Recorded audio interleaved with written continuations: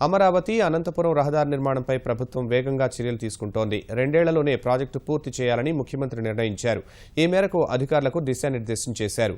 Road కోసం 6 మాసాల్లో భూ సమీకరణ పూర్తి చేయాలని ఆదేశించారు. సంప్రదింపులు, సమీకరణతో నిర్మాణ వ్యయాన్ని అదుపు చేయాలని సూచించారు. రాయలసీమ సమగ్ర అభివృద్ధిలో అనంతపురం అమరావతి ఎక్స్ప్రెస్ వే నిర్మాణం కీలకం కానుందని ముఖ్యమంత్రి చంద్రబాబు అన్నారు. 27,600 కోట్ల రూపాయల అంచనా వ్యయంతో నిర్మించే ప్రతిష్టాత్మక ప్రాజెక్టు దేశంలోనే ప్రత్యేకంగా నిలవనుందని అభిప్రాయపడ్డారు.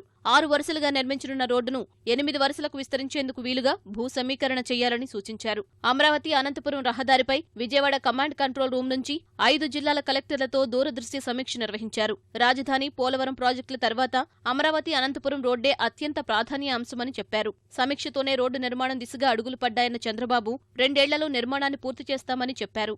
ఇటీవల యూపీలో నిర్మించిన రహదారి కంటే అనంతపురం అమరావతి ఎక్స్ప్రెస్ వే బృహత్తరంగా ఉంటుందని ముఖ్యమంత్రి వివరించారు. యూపీలో నిర్మించిన రోడ్డు 4 వరుసలతో 300 కిలోమీటర్లు ఉండగా అమరావతి అనంతపురం ఎక్స్ప్రెస్ వే 598 కిలోమీటర్ల పొడవుతో 6 వరుసలుగా నిర్మిస్తున్నట్లు చెప్పారు. మలుపులు లేకుండా సొరంగ మార్గాలు, వంతెనలతో భారీ రోడ్డు నిర్మించడం దేశంలోనే ప్రథమమని సీఎం చెప్పారు. ఈ ఎక్స్ప్రెస్ వేకు సమాంతరంగా రైల్వే ట్రాక్ నిర్మించనుండడం అదనపు ప్రయోజనమని అన్నారు. రహదారి నిర్మాణానికి అవసరమైన నిధులు ఇవ్వడానికి కేంద్రం అంగీకరించిందన్న చంద్రబాబు సవివర ప్రాజెక్టు నివేదిక సిద్ధం చేస్తున్నట్లు చెప్పారు. ప్రాజెక్టు నిర్మాణ ప్రక్రియను తక్షణమే ప్రారంభిస్తున్నామని, శుక్రవారం నుంచే సర్వే బృందాలను 5 జిల్లాలకు పంపిస్తున్నామని ముఖ్యమంత్రి తెలిపారు.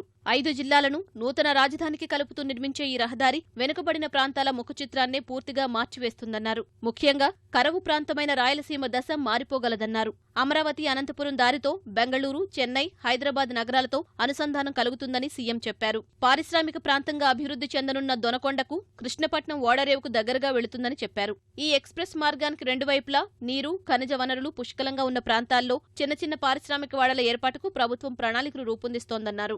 ఈ మార్గంలో ఎక్కడ ఎక్కువగా ప్రభుత్వ భూములు ఉన్నాయో గుర్తించాలని 5 జిల్లాల కలెక్టర్లకు సూచించారు. రహదారి నిర్మాణానికి మొత్తం 26,793 ఎకరాల భూమి సమీకరించాలన్న ముఖ్యమంత్రి 9,324 హెక్టార్ల అటవీ భూమిని నోటిఫై చేయాల్సి ఉంటుందన్నారు. భూముల ధరలు ఎక్కువగా ఉన్న ప్రాంతాల్లో సమీకరణ విధానానికి వెళ్లాలని దిశానిర్దేశం చేశారు.